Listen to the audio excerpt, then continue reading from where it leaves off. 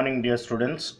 And today we are going to start our discussion of the poem After Blenheim by Robert Southey.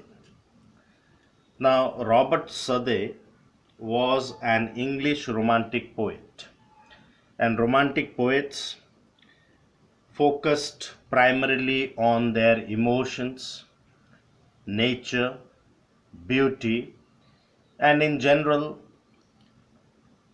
on ideal things. And this particular poem, After Blenheim, by Robert Southey, is an anti-war poem. Now we need to understand that what is an anti-war poem. Ever since the time of Greek literature, the poets, the writers have looked upon war as something noble and dignified. In their epic poems and other pieces of writing, they used to glorify warfare. Like if you see the poems like Ulysses, Odyssey, Iliad, in all these poems, the poets have glorified warfare. They have looked upon warfare as something noble, as something glorious. But the beginning of the 20th century witnessed some devastating wars, including the First World War. And the destruction brought to human life and property, the devastation which was brought about to these warfares completely changed the perspective of war.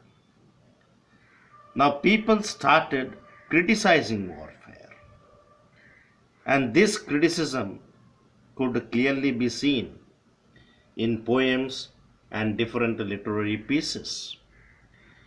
So those poets or the works that criticize war, that looks upon the hollowness of war, that consider war to be futile, inhuman, came to be known as anti-war poem. And this particular poem, After Blenheim, also falls into the category of anti-war poetry. Now, Robert Southey, as a poet, he was not given due justice and estimation in the initial times. However, in the year 1813, he was made the poet laureate, and he remained so for 30 years. Now, how are we going to continue with this particular poem, or what will be the plan for this poem? We will be first discussing a brief introduction to the poem. I'll give a brief introduction to the poem so that you all are able to understand what the poem is basically about. Then we'll discuss about the poet. Then we'll discuss the historical background to the poem. And then I'll be giving you stanza-wise explanation of the poem. I'll be uploading a video for stanza-wise explanation of the poem. You need to watch that video. And then the themes of the poem, and I'll also be giving a note on this particular poem. Now let us first have a brief introduction to the poem. Now, After Blenheim by Robert Southey is based on the most famous battle of the Spanish Succession, which took place from 1701 to 1714. And this poem is particularly based on the Battle of Blenheim. Now, as I told you earlier, that the poem is an anti-war poem which is written in the form of a ballad in which two children, namely Pitakin and Wilhelmine, seek information from their grandfather about a skull which they found in the field while playing. So they found a skull while playing in the field, and they had never seen such an object before. So they were curious, they were eager to know about that object, and that is the reason why they asked their grandfather about the skull.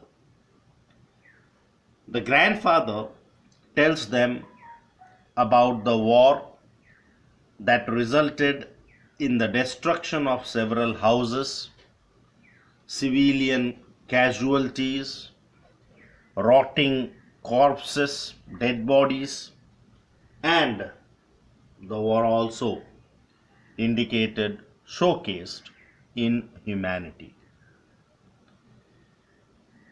The poet attempts through this particular poem to highlight the ignorance of thousands of ordinary men who refuse to accept the cruel and brutal reality of war and instead consider it as a dignified and glorious act. So the poet, he condemns those people who are not ready to accept the cruel reality of warfare. Now, in this poem, the grandfather refers to the war repeatedly as a famous victory and a great victory. When you read the text of the poem, you will find that the grandfather repeatedly makes use of these phrases, a famous victory and a great victory. But he is unable to tell the reason behind the cause of the war. He is unable to tell that why was it a great victory? What was the cause of the war? Why should it be considered a great victory? He did not have any answer to that. And since these lines are deliberately repeated by the poet to bring home the idea of futility of warfare, therefore it is a case of refrain. And the repetitions of the refrain, a great victory and a famous victory, have been used by the poet in the poem to emphasize the sheer ignorance of common men regarding the cause of war and the damaging consequences of the war. They acknowledge war, this type of people, they acknowledge war, they appreciate war only because of its victory. So this is what the poem is basically about. Now let us discuss about the poet Robert Southey. You can see the image of Robert Southey also. Now Robert Southey was born in the year 1774. He was the son of a linen draper of a respectable Somerset family, and while he was schooling in Westminster, he wrote a composition against flogging, and because of it he was expelled from the school. Now what do we mean by flogging? Flogging means to beat someone with a whip or stick as an act of punishment. And we know that during those days students were whipped, punished, and corporal punishment was in use. But Robert Southey, he showed his indignation towards corporal punishment through that composition which he had written against flogging. and for that reason he was expelled from school. Later, he went to Balliol, a college in Oxford, where he met with S.T. Coleridge, another famous poet of Romantic age. Then he went to live in Spain and Portugal in order to help his uncle, who was a clergyman at Lisbon. And it is said that Sade's works were more of a literary industry type than literary criticism or creation. Robert Sade wrote long heroic epics like Thalab the Destroyer, Madoc, as well as The Curse of Kehema. All of these poems, they were set in exotic locations, very beautiful locations. In addition to his long heroic epics or epic poems, he had also written histories, biographies, and essays. But now he is known by some of his shorter compositions or pieces such as My Days Among the Dead Are Past, The Battle of Blenheim, which is in our syllabus, The Inchcape Rock, and The Scholar. One of his most treasured contributions to literature includes children's fable titled as The Story of the Three Bears, which was included in his anonymously published collection, The Doctor. Now, in order to understand the poem After Blenheim, we must have a clear picture of the historical background on which the poem is based. Now, After Blenheim, please try to understand this. This is very important. After Blenheim is an anti-war poem, as it centers around the hollowness of warfare and it brings out the futility of war and also throws light on the sheer ignorance of common men about the futility of war. And this particular poem is based on the famous battle in the War of the Spanish Succession.